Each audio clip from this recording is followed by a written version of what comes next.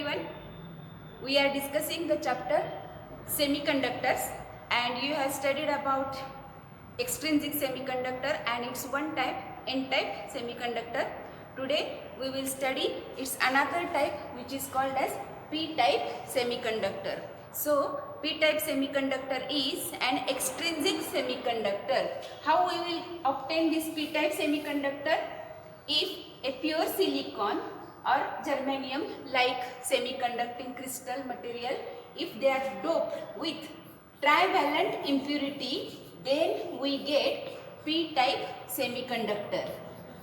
Here trivalent impurity means like boron, indium or aluminium, means these are the materials having valency 3, or we can say in the outermost orbit of this trivalent impurity material there are 3 electrons, means their valency is 3.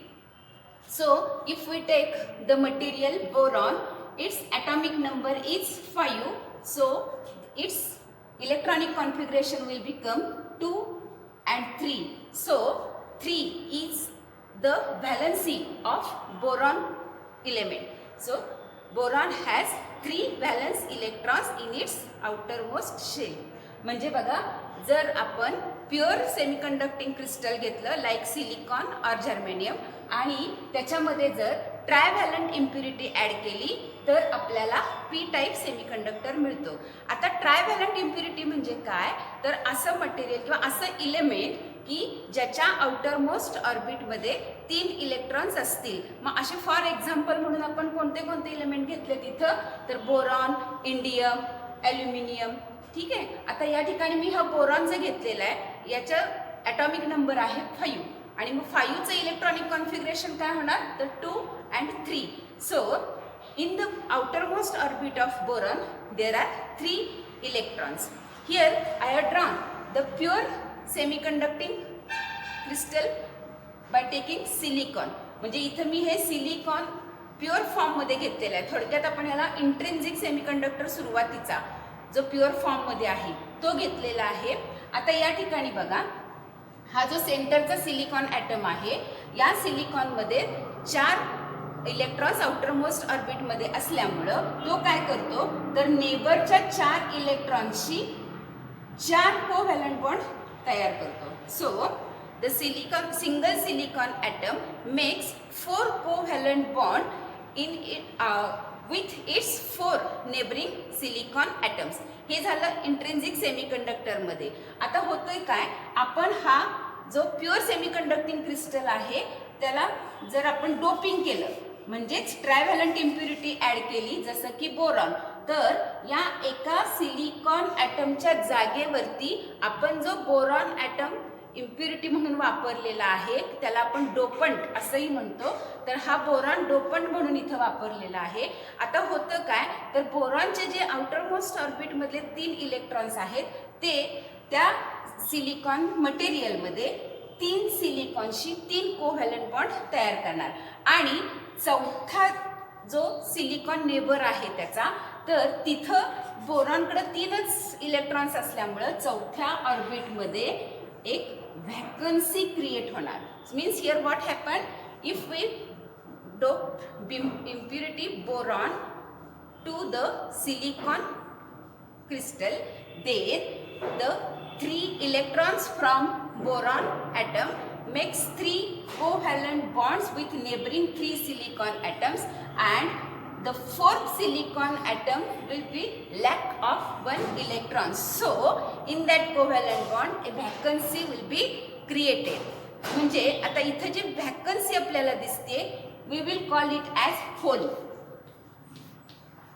आणि मग हा जो hole आहे it will be act like A positive charge. म्हणजे जसं आपण इलेक्ट्रॉनवरती negative charge म्हणतो तसं जर अब्सेन्स ऑफ इलेक्ट्रॉन असेल तर त्या ठिकाणी होल क्रिएट होणार आणि त्या होलवरती पॉझिटिव्ह चार्ज आहे असं आपण कन्सिडर केलेलं आहे आता इथं. मग इथं हा होल आलेला आपल्याला दिसतोय. आता या ठिकाणी बघा, सुरुवातीला मी बोरॉन ऍड केलेला नव्हता तेव्हा इथं सिलिकॉन होता आणि तो इंट्रिन्सिक सेमीकंडक्टर होता. आणि रूम टेम्परेचरला इंट्रिन्सिक सेमीकंडक्टरमध्ये काय होतं, तर due to thermal agitation electrons and holes pair created. म्हणजे काही ठिकाणी सिलिकॉन ॲटमचे बॉन्ड्स ब्रेक होतात आणि त्यामुळं इलेक्ट्रॉन आणि होलचं पेअर तयार होतं. म्हणजे जर इथं बोरॉनच्या आधी सिलिकॉन असेल तेव्हा, आणि मग त्यावेळेला काय होतं, होल आणि पेअर्स जे तयार होल आणि इलेक्ट्रॉनच्या ज्या पेअर्स तयार होतात त्याच्यामध्ये नंबर ऑफ होल्स आणि नंबर ऑफ इलेक्ट्रॉन्स हे इक्वल असतात. म्हणजेच density of holes is equal to density of electrons, किंवा आपण असं म्हणूया number of holes per unit volume is equal to number of electrons per unit volume. हां, ठीक आहे. पण आता मात्र काय होतंय, इथं बोरॉन आपण ॲड केल्यामुळं इथं होल क्रिएट झालेलं आहे. एक बोरॉन ॲड केल्यामुळं एक होल क्रिएट होते. Means if we add one boron atom to pure semiconductor then we get one hole.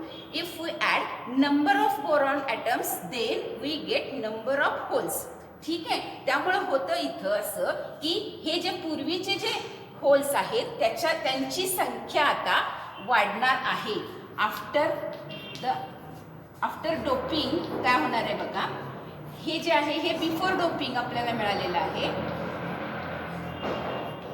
हे equation number of holes is equal to number of electrons before doping, but after doping this trivalent impurity number of holes get increased. That is why the density of holes will be greater than the density of electrons. So here number of holes will be considered as majority carriers.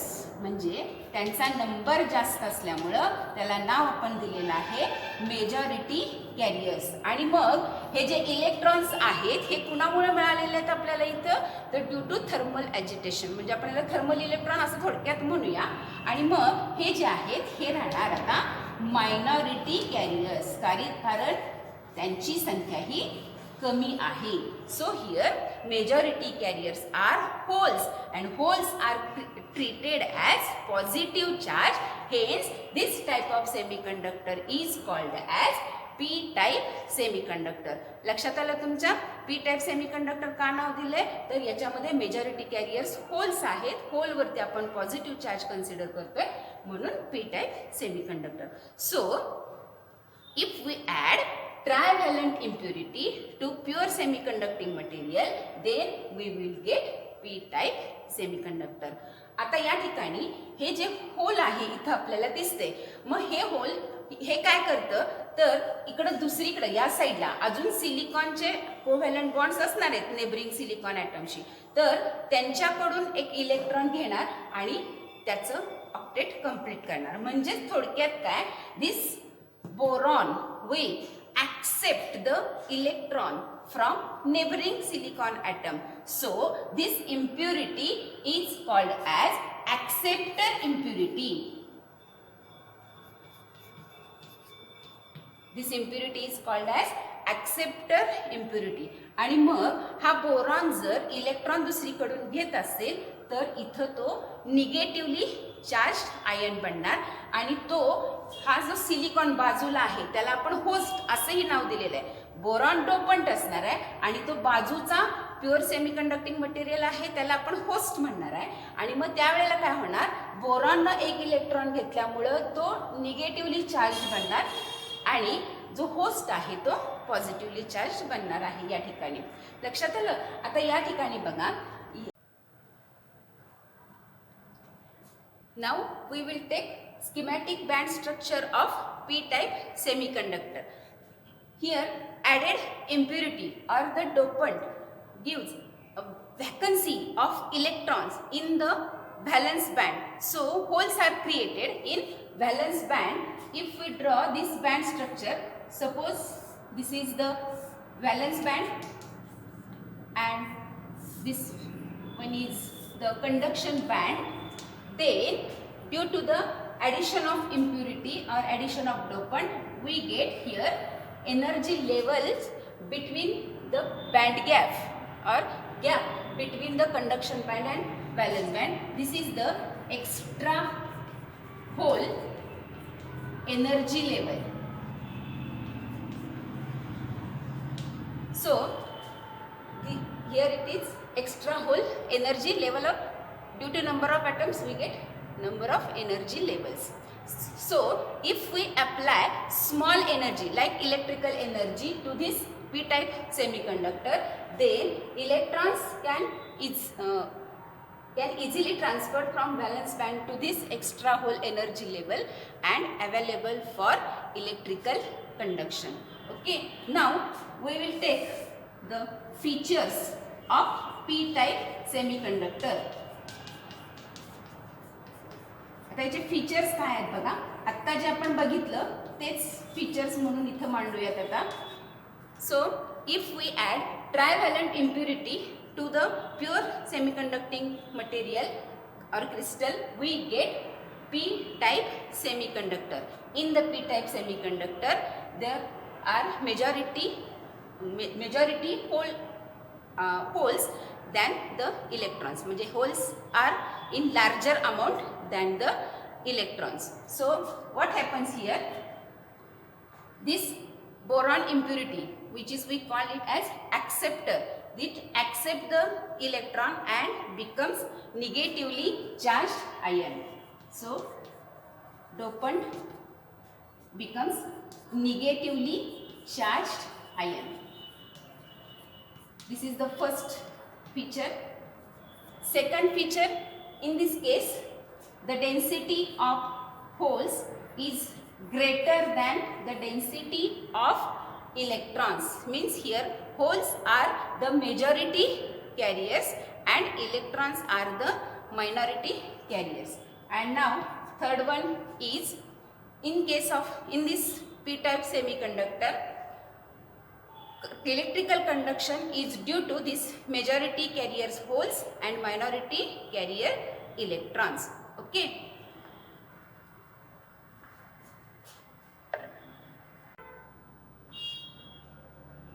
Now we will study charge neutrality of extrinsic semiconductor. Just now we have studied about p-type semiconductor and n-type semiconductor, so we know about it. आता charge neutrality म्हणजे काय बघा.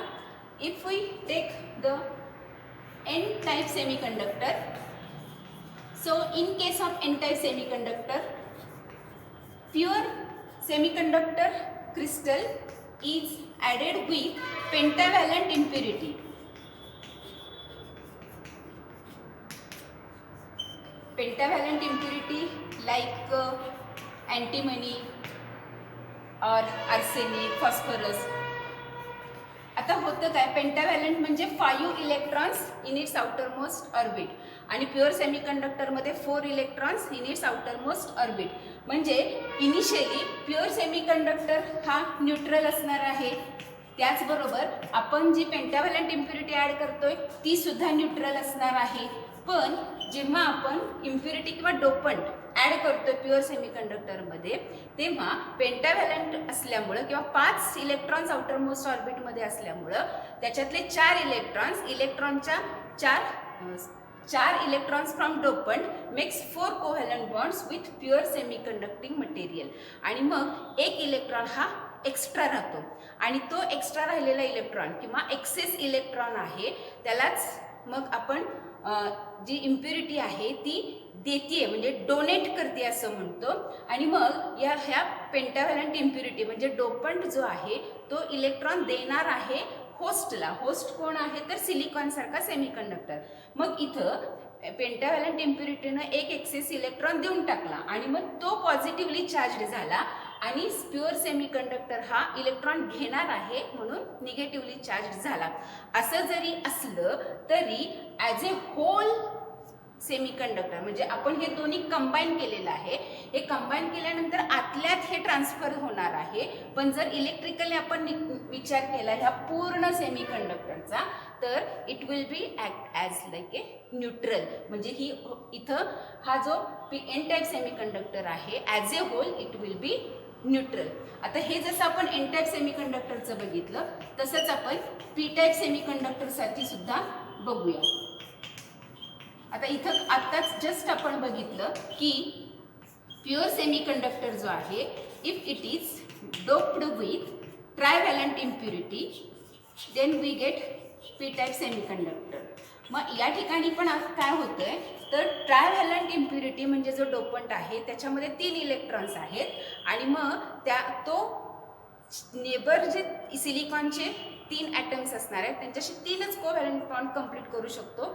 एक bond रिकामा राहतो, तिथं vacancy असणार आहे, त्यालाच आपण होल म्हणतो. म्हणजे ही ट्रायव्हॅलंट इम्प्युरिटी इलेक्ट्रॉन ॲक्सेप्ट करणार आहे to complete its octet. In order to complete its octet तो काय करणार, एक इलेक्ट्रॉन ॲक्सेप्ट करणार आहे आणि मग हा जो डोपंट आहे तो ॲक्सेप्ट करतो इलेक्ट्रॉन म्हणून निगेटिव्हली चार्ज होणार आणि जो होस्ट आहे तो पॉझिटिव्हली चार्ज होणार आहे. हे कधी आतमध्ये डोपिंग केल्यानंतर. पण डोपिंग करण्यापूर्वी प्युअर सेमीकंडक्टर हा पण न्यूट्रल असणार आहे आणि प्युअर ट्रायव्हॅलंट इम्प्युरिटी ही सुद्धा न्यूट्रल असणार आहे आणि आफ्टर ॲडिशन सुद्धा मग दोन्ही मटेरियल्स हे कॉम्बाईन झाल्यानंतर जो पी टाईप सेमीकंडक्टर होणार आहे तो सुद्धा न्यूट्रल राहणार आहे. आता एन टाईपमध्ये आपण एक्सेस इलेक्ट्रॉन म्हणतो. मग हा एक्सेस नंबर कशाशी रिलेटेड आहे, it will indicate just the number of electrons needed to complete covalent bond.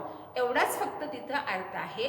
पण as a whole the P type और N type semiconductor that is extrinsic semiconductor will be act like a it will be neutral असं आपण म्हणूया. आता आपण इथं distinguish करूया N type semiconductor आणि पी टाईप सेमीकंडक्टर. आता दोन्ही आपण स्टडी केलेलेच आहेत.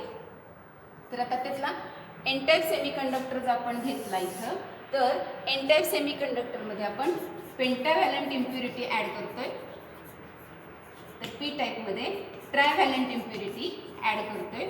फॉर एक्झाम्पल आहेत पेंटाव्हॅलंटचे अँटीमनी, आर्सेनिक, फॉस्फरस आणि ट्रायव्हॅलंटचे एक्झाम्पल्स बोरॉन, ॲल्युमिनियम, इंडियम. आता इथं जी इम्प्युरिटी ॲड करतोय ती इम्प्युरिटी जी आहे तिला डोनर इम्प्युरिटी म्हणतात, तर पी टाईपमध्ये त्याला ॲक्सेप्टर इम्प्युरिटी म्हणतात. आता third point, in case of n-type semiconductor number of electrons will be greater than number of holes.